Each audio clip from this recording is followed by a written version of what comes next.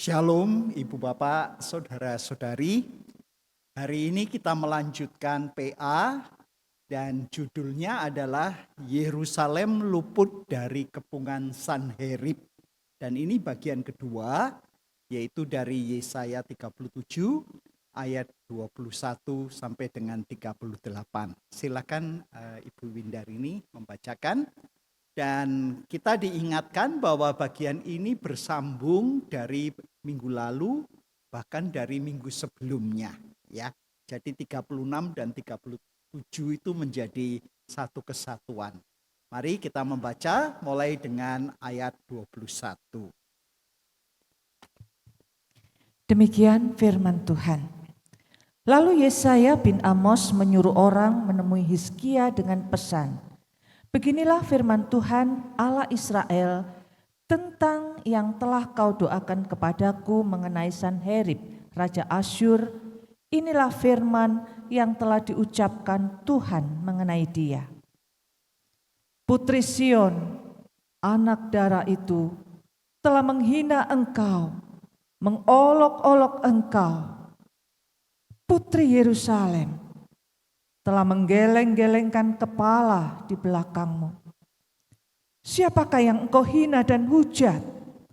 Terhadap siapa engkau menyaringkan suaramu dan memandang dengan angkuh? Terhadap yang Maha Kudus, Allah Israel. Dengan perantaraan hamba-hambamu, engkau telah menghina Tuhan. Engkau berkata, dengan banyaknya keretaku, aku naik ke tempat-tempat tinggi di pegunungan, ke tempat yang paling jauh di gunung Libanon. Aku menebang pohon-pohon arasnya yang tinggi besar, pohon-pohon sanobarnya yang terpilih. Aku telah sampai ke puncaknya yang paling tinggi, ke hutannya yang lebat. Aku telah menggali dan minum air di negeri asing. Aku telah mengeringkan dengan telapak kakiku semua sungai di Mesir. Bukankah telah kau dengar bahwa aku telah menentukannya sejak jauh hari? Aku telah merancangnya dari zaman purbakala. Dan sekarang aku mewujudkannya. Engkau membuat kota-kota berkubu sunyi sepi menjadi timbunan puing, dan penduduknya yang tak berdaya menjadi terkejut dan malu. Mereka menjadi seperti tumbuh-tumbuhan di padang, seperti rumput hijau, seperti rumput di atas sotoh yang layu oleh angin timur. Aku tahu duduk bangunmu, keluar masukmu, amukan amarahmu terhadap aku. Oleh karena engkau telah mengamuk terhadap aku dan keangkuhanmu telah naik sampai ke telingaku, aku akan memasang kaitku pada hidungmu dan kekangku pada mulutmu. Aku akan memulangkan engkau melalui jalan dari mana engkau datang. Inilah yang akan menjadi tanda bagimu Hizkia. Dalam tahun ini orang makan apa yang tumbuh sendiri, dan dalam tahun kedua apa yang tumbuh dari tanaman yang pertama. Akan tetapi dalam tahun ketiga menaburlah kamu, menuailah, buatlah kebun anggur dan makanlah buahnya. Orang-orang yang terluput di antara kaum Yehuda yang masih tertinggal akan berakar lagi ke bawah dan menghasilkan buah di atas. Sebab dari Yerusalem akan keluar orang-orang yang tertinggal, dan dari Gunung Sion orang-orang yang terluput. Kecemburuan Tuhan semesta alam akan melakukan hal ini. Oleh karena itu, beginilah firman Tuhan mengenai Raja Asyur. Ia tidak akan masuk ke kota ini dan tidak akan melepaskan anak panahnya ke sini. Ia juga tidak akan maju dengan perisai dan tidak akan menimbun tanah menjadi tembok pengepungan. Melalui jalan ketika ia datang, ia akan pulang. Tetapi ke kota ini ia tidak akan masuk. Demikianlah firman Tuhan. Aku akan memagari kota ini untuk menyelamatkannya demi aku dan demi Daud hambaku. Lalu keluarlah malaikat Tuhan membunuh 185.000 orang di perkemahan Asyur. Esok harinya ketika orang bangun pagi-pagi, tampaklah semuanya sudah menjadi mayat. Maka Sanherib, Raja Asyur, berangkat pulang dan tinggal di Niniwe. Suatu kali ia sujud menyembah dalam kuil Nisroch dewanya, Adramelech dan Sareser, anak-anaknya, membunuh dia dengan pedang. Lalu mereka melarikan diri ke tanah Arafat. Esarhadon, anaknya, kemudian menjadi raja menggantikan dia. Amin. Berbahagialah orang yang mendengar firman Tuhan, menyimpan dan melaksanakannya. Nah, tadi telah dibacakan dengan baik karena ini bagian yang menarik. Seperti saya katakan, sebenarnya ciri dari kitab Nabi Yesaya, nubuatan itu disampaikan dalam bentuk puisi. Dan seperti saya katakan, memang ini ciri yang berbeda dengan puisi kita ya. Kalau puisi kita itu biasanya untuk menyampaikan rasa kagum, cinta, sayang. Nah, puisi di dalam Alkitab, dalam bahasa Ibrani, khususnya dalam Perjanjian Lama, seringkali justru berita dari Nabi disampaikan dalam bentuk puisi. Tuhan Allah marah, bentuknya puisi. Dan inilah yang harus kita waspadai agar kita menafsir Alkitab dengan benar, sesuai dengan konteks dan budayanya. Jadi kalau kita masih ingat, bagian kedua ini adalah pesan dari Nabi Yesaya untuk Raja Hizkia. Dan perikop yang tadi telah dibacakan, bagaimana Yesaya, Nabi Allah, menyampaikan tanggapan atas doa Raja Hizkia. Doa itu kita bahas minggu lalu. Dan yang menarik seperti sudah saya sampaikan sebelumnya, perikop ini sejajar dengan tanggapan Yesaya di ayat 5 dan 7. Ya, di ayat 5 dan 7 kalau masih ingat, ketika pegawai-pegawai Raja Hizkia sampai kepada Yesaya, berkatalah Yesaya kepada mereka, katakanlah kepada tuanmu demikian. Beginilah firman Tuhan, janganlah engkau takut terhadap perkataan yang kau dengar, yang telah diucapkan oleh budak-budak Raja Asyur untuk menghujat aku. Sesungguhnya aku akan menaruh suatu roh dalam dirinya, sehingga ia mendengar kabar angin dan pulang ke negerinya. Aku akan membuat dia mati rebah oleh pedang di negerinya sendiri. Jadi ini paralel, sejajar. Nah, kalau kita lihat perikop bagian kedua ini, saya akan tampilkan pembagiannya. Ayat 21 dan 22a ini pengantar. Jadi pesan Allah mengenai Sanherib. Lalu di ayat 22b sampai dengan 29 ini pesan Allah dalam bentuk yang sangat puitis. Ya, dan tadi telah dibacakan dengan sangat baik oleh Ibu Windarini.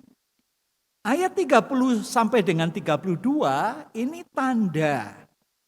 Dan tanda ini yang meyakinkan Hizkia bahwa Yerusalem akan diselamatkan oleh Allah. Ya, jadi ayat 30 sampai dengan 32 ini adalah paralel dengan kejadian Raja Ahaz, ayah dari Hizkia. Jadi kalau Hizkia datang kepada Tuhan dan mendapat tanda, kalau ayahnya justru berbeda. Ditawarin tanda, menolak. Nah, di sini kita melihat hal yang menarik. Lalu ayat 33 sampai dengan 35, ini pesan lain mengenai Sanherib, Raja Asyur. Dan yang terakhir ayat 36 sampai dengan 38, ini catatan sejarah mengenai Sanherib yang pulang ke Niniwe dan mati di sana. Jadi ini urut-urutannya, kalau kita agak kesulitan mengikuti alurnya, ini semoga menolong. Nah, sekarang kita melihat yang menarik lagi ayat 22b sampai dengan 29, jadi bagian kedua. Pesan Allah ini dibagi dalam 4 bait. Dan ini puisi semua, yaitu ayat 22b, ayat 23 dan sampai dengan 25, 26 sampai dengan 27, dan 28 sampai dengan 29. Jadi kalau kita membaca di sini, nanti kita harus hati-hati, karena kalau dikatakan engkau, mu, ini kalau ini konteksnya adalah Nabi Yesaya menyampaikan pesan Tuhan, engkau dan kamu ini tujuannya Raja Asyur, Sanherib. Sedangkan kalau berkata aku dan ku, itu menunjuk kepada Tuhan Allah. Kecuali di ayat 24b dan 25, itu kembali orang pertama, karena yang berbicara di sini adalah Sanherib. Ya. Nah, sekarang kita melanjutkan. Penduduk Sion menghina dan mencemooh engkau.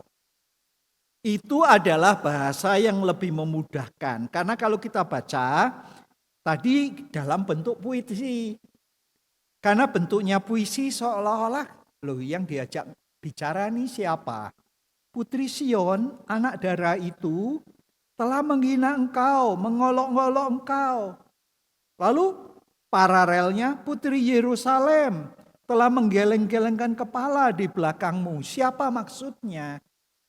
Nah, kalau di dalam bahasa puisi dikatakan Sion, Putri Yerusalem, itu kalau kita lihat, maka kalau kita baca dalam Bimka itu menolong. Ya, saat kita kesulitan memahami dalam terjemahan baru atau terjemahan baru 2, silakan dibandingkan dengan Bimka.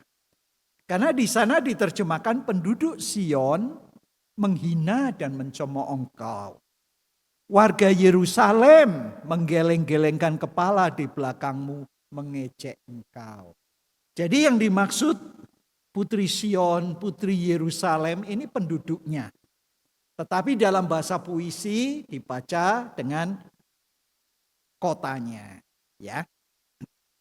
Nah, sekarang kita akan melihat secara khusus di ayat 21 itu doa dijawab. Jadi tanpa banyak pengantar, Yesaya menyampaikan pesan begini tentang yang telah kau doakan kepadaku mengenai Raja Sanherib, Raja Asyur. Inilah firman yang telah diucapkan Tuhan mengenai dia. Jadi pengantarnya singkat tapi langsung disampaikan. Engkau berdoa tentang Raja Asyur, ini jawab Tuhan. Lalu di ayat 22, firman yang telah diucapkan Tuhan, ini adalah nubuatan tentang penghakiman atas kesombongan Sanherib. Ingat Sanherib yang meneror ya dengan Rabsake panglimanya ya, yang memberikan teror habis-habisan, yang diserang Raja Asyur, yang diserang tentaranya, yang diserang pegawainya, yang diserang juga Tuhan. Nah, karena itu kita melihat sekarang bahwa ini kita melihat di ayat 22 sampai dengan 23. Isinya itu adalah satu pemahaman bahwa siapakah yang kau hina dan hujat? Terhadap siapa engkau menyaringkan suaramu dan memandang dengan angkuh? Terhadap Yang Maha Kudus Allah Israel. Dengan kata lain, Tuhan menegaskan di sini ya, jawaban Tuhan kepada Sanherib. Ini Tuhan mengatakan kamu bodoh. Kamu itu maksudnya Raja Sanherib. Itu kesimpulannya. Dalam bentuk puisi, tapi intinya kamu itu bodoh. Yang dimaksud Raja Hizkia. Nah, lalu kita tanya apakah waktu itu Sanherib mendengar? Nah, ini kita tidak tahu. Karena yang mendengar adalah Raja Hizkia yang tadi berdoa kepada Tuhan. Tapi yang dikatakan kamu bodoh adalah Raja Sanherib. Nah, lalu kalau kita melihat selanjutnya di dalam ayat 24, dikatakan dengan perantaraan hamba-hambamu, ini yang tadi mengirim Rabsake, ya, juru minuman agung atau panglima, engkau telah menghina Tuhan. Engkau berkata dengan banyaknya keretaku aku naik ke tempat-tempat tinggi. Jadi dengan bahasa puisi mau mengatakan engkau kan menantang kan? Tapi sebenarnya semua yang kau lakukan itu kosong. Dan juga apa yang dikatakan, dia mencela Tuhan di luar tembok. Ingat di pasal 36 ayat 12 sampai dengan 20. Dan yang menunjukkan yang menarik lagi, kalau kita baca seterusnya ya, bahwa mereka sudah bukan saja dikatakan bodoh, tapi sebenarnya dikatakan di ayat 26, bukankah telah kau dengar bahwa aku telah menentukannya sejak jauh hari?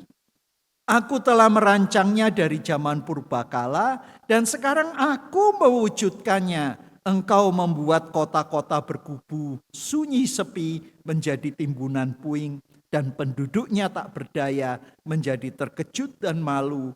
Mereka menjadi seperti tumbuh-tumbuhan di padang, seperti rumput hijau, seperti rumput di atas sotoh yang layu oleh angin timur.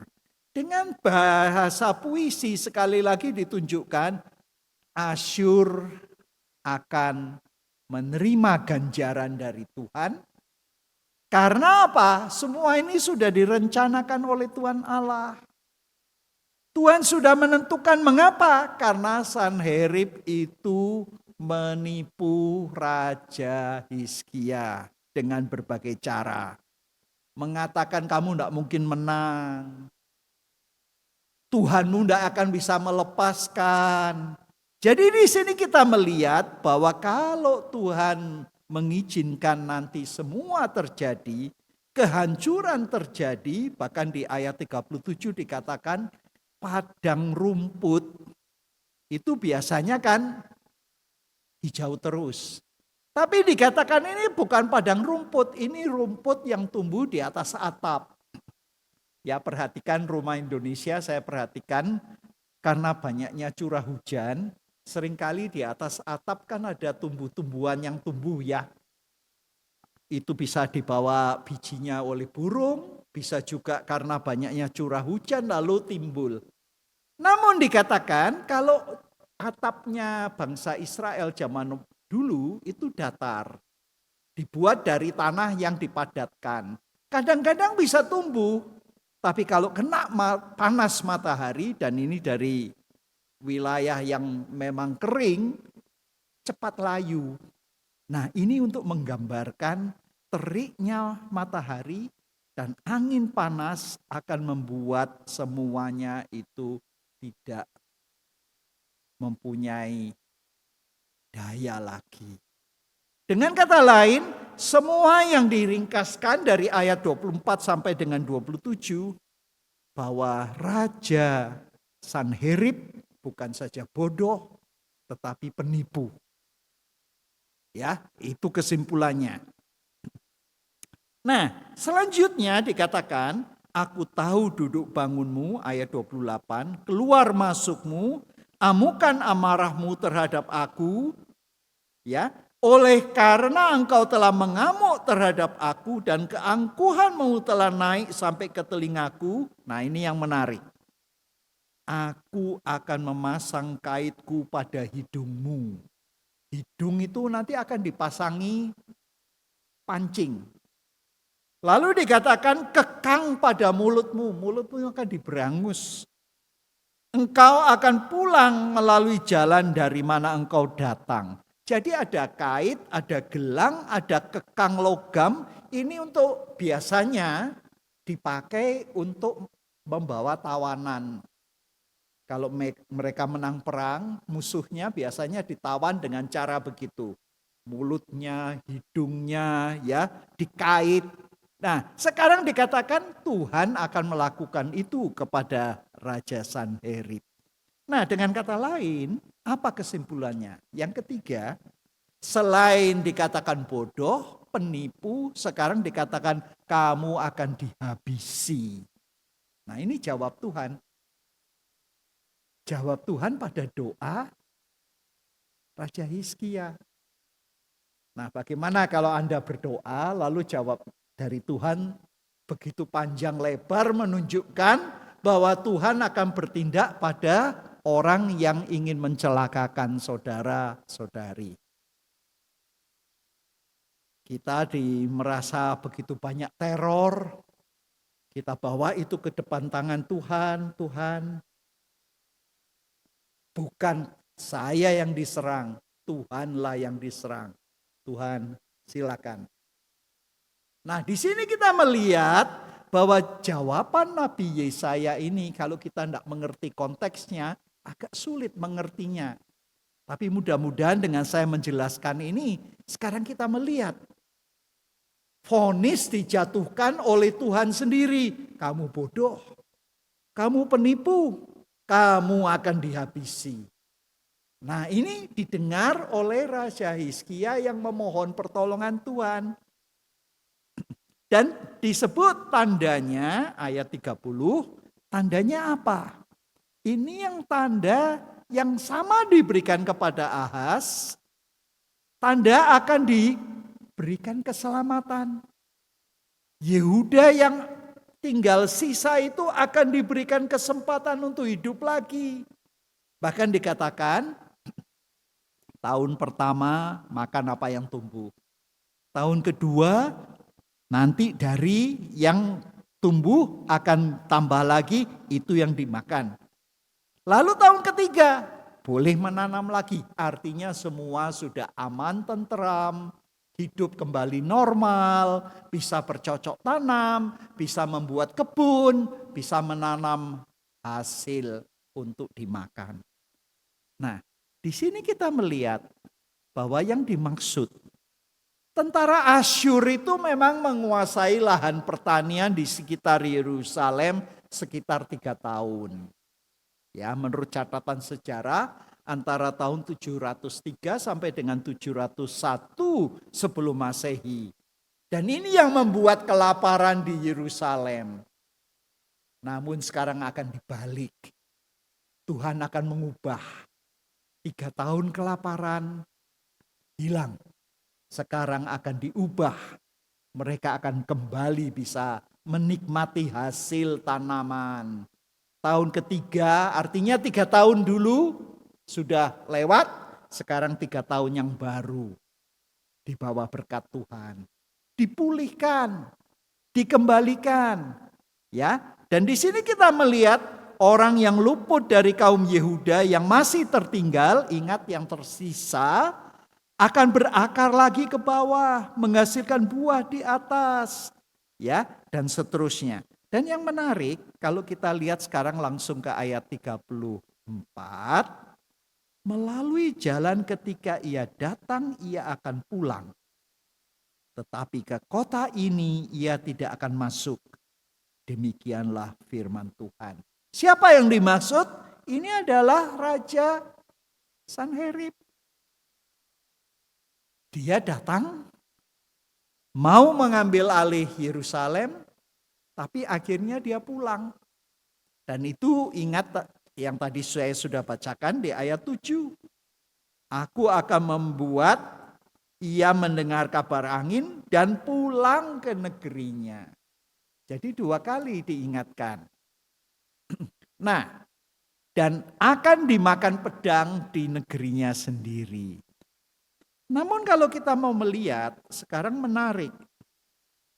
Ayat 35 itu alasannya. Alasannya adalah demi aku. Bukan karena doanya Hizkia luar biasa, membuat hati Tuhan tergerak. Bukan.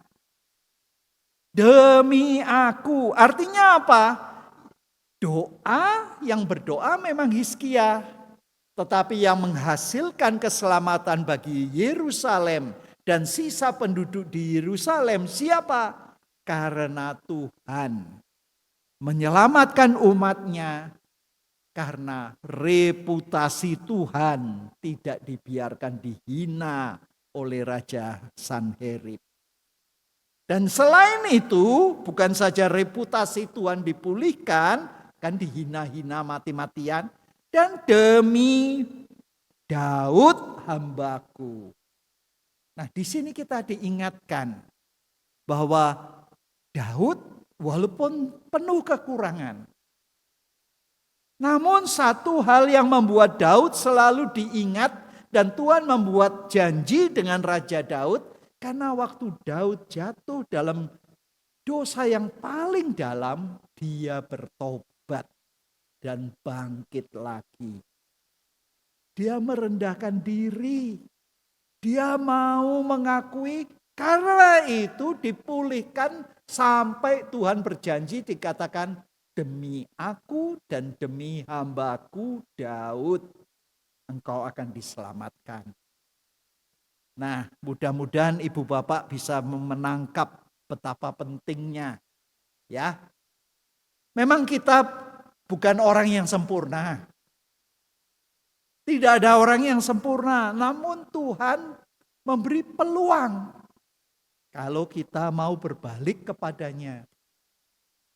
Ini dikontraskan. Raja Sanherib itu mengejek Tuhan habis-habisan. Daud pun pernah berdosa. Tapi bedanya Daud bertobat, karena itu dijadikan hamba Tuhan. Dan janjinya diingat, anak cucunya diingat. Sanherib tidak pernah bertobat, maka itu hilang. Lenyap. Bahkan matinya mengenaskan, dibunuh oleh anak-anaknya sendiri. Ya. Nah, sekarang kita melihat satu bagian lagi, bagian akhir ayat 36, maka keluarlah malaikat. Malaikat Tuhan membunuh 185.000 orang di perkemahan Asyur. Nah, saya beberapa kali menjelaskan mengenai malaikat, tapi malam ini saya akan ulangi.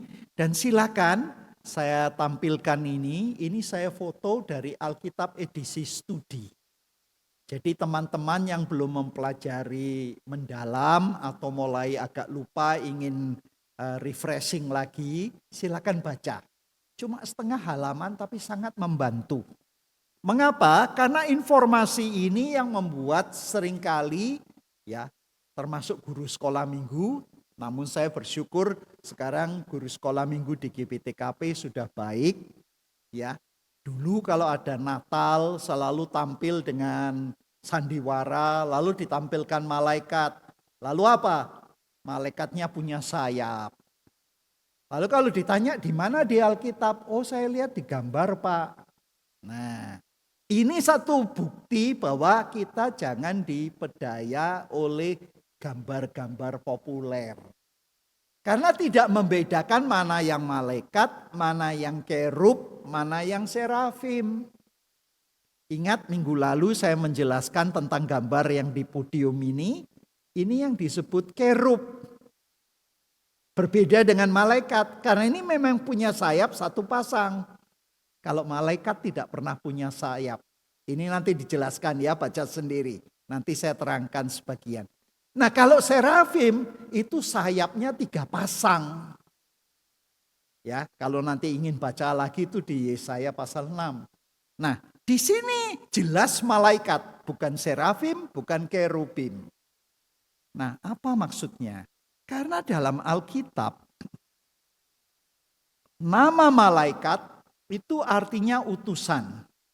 Namun seringkali kita melihat baik dalam Keluaran 12 ayat 23 maupun 2 Samuel pasal 24 ayat 15 dan sampai dengan 17, seringkali malaikat itu adalah Tuhan sendiri. Dan nanti kalau kita baca ya, perwujudannya itu berbagai macam. Nah, kita perlu tahu ini mengapa? Karena ini jawaban Tuhan memang sangat di luar dugaan. Tentara orang Yehuda, Yerusalem itu terlalu kecil. Bagaimana bisa 185.000 orang mati semua? Nah, ini hanya bisa terjadi karena sesuatu yang luar biasa terjadi. Tuhan sendiri turun tangan. Tuhan sendiri turun tangan. Ya, musuh yang begitu besar semuanya tinggal mayat waktu pagi hari mereka bangun. Nah, apa yang selanjutnya kita lihat? Ya, jadi jangan lupa ya, tadi saya sudah katakan bahwa di dalam Alkitab Tuhan dan malaikat itu seringkali mulainya dilihat malaikat tapi sebenarnya Tuhan. Ya, jadi jangan dihubungkan dengan serafim atau kerubim, berbeda. Jadi kalau yang punya Alkitab edisi studi boleh dicatat halaman 72. Ya, nanti ini ada di sana. Nah, sekarang kita melihat akhirnya di ayat 37, maka Sanherib Raja Asyur berangkat pulang dan tinggal di Niniwe. Suatu kali ketika ia sujud menyembah dalam kuil Nisroh dewanya, Adramelek dan Sareser anak-anaknya membunuh dia dengan pedang. Nah, ini yang diduga menurut catatan sejarah waktu itu, anak-anaknya itu kemungkinan besar berebut kekuasaan bapaknya. Ini terjadi sekitar tahun 682 sebelum Masehi.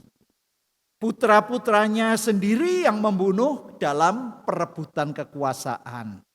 Nah, akhirnya anak-anak itu setelah membunuh bapaknya pergi melarikan diri ke Ararat, dan anak yang lain yang bernama Esar Hadon itu yang menjadi raja menggantikannya. Nah, apa yang kita pelajari hari ini?